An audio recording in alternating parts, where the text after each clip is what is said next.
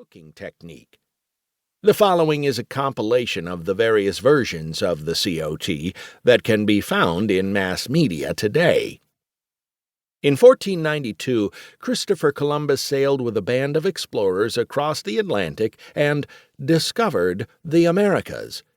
After they arrived on an island that's today known as the Dominican Republic and Haiti, they discovered barbecue after witnessing the Taino people there practicing a way of cooking they called barbacoa.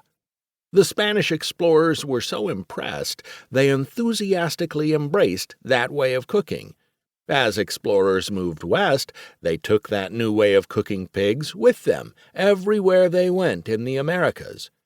During the early 1540s, the barbecue-loving Spanish conquistador Hernando de Soto introduced the original Southern barbecue in what is today the southern United States, along with a spicy vinegar-tomato-based barbecue sauce. Soon after the colonization of the Carolinas, people who immigrated from the Caribbean brought their West Indies way of cooking pigs using a spicy citrus-based barbecue sauce with them that didn't have tomatoes in the recipe. Because lemon and lime trees are scarce in North Carolina, Carolinians replaced the citrus juice with vinegar, and North Carolina barbecue was born. Eventually, barbecuing spread from eastern North Carolina to Memphis, Kansas City, and, of course, central Texas. Thanks to mass media and social media, there is more information about barbecuing available today than ever before. Regrettably, that has also resulted in the repeated parroting of the COT in a way that has unjustifiably exalted it to a de facto status of barbecue dogma. That outcome is not due to anyone's ill intent.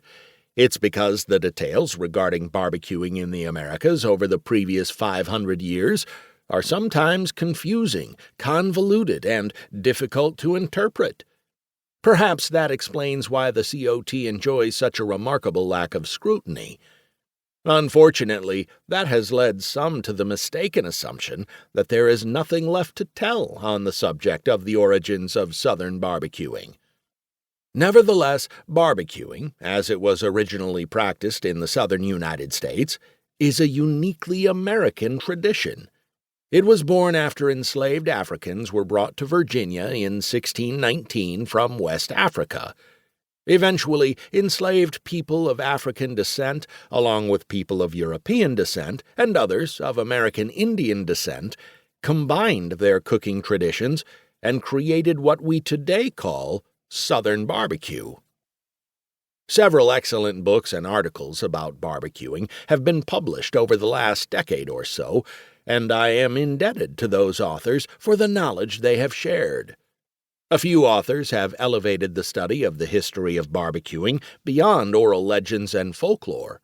For example, in The Slaw and the Slow Cooked, James R. Vettito and Edward M. Macklin reveal how Southern barbecue traditions are often aspects of a localized and particular Southern culture that is deeply infused with history, identity, ritual, memory, gender, and sense of place and belonging.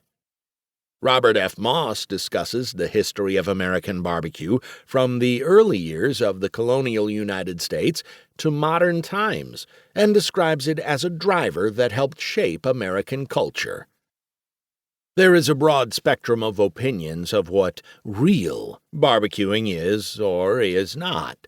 On one end of the spectrum is Jim Ahmoudi's assertion that barbecue is food that's been doused with barbecue sauce as long as it's fun and informal and tastes good. At the other end are those who argue that barbecuing has existed all over the world since ancient times, and today it includes any kind of cooking outdoors with fire and smoke.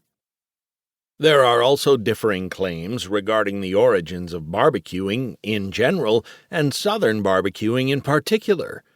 For example, authors such as Stephen Reichlin, Natasha Geiling, and John Shelton Reed argue in favor of the COT in their respective titles.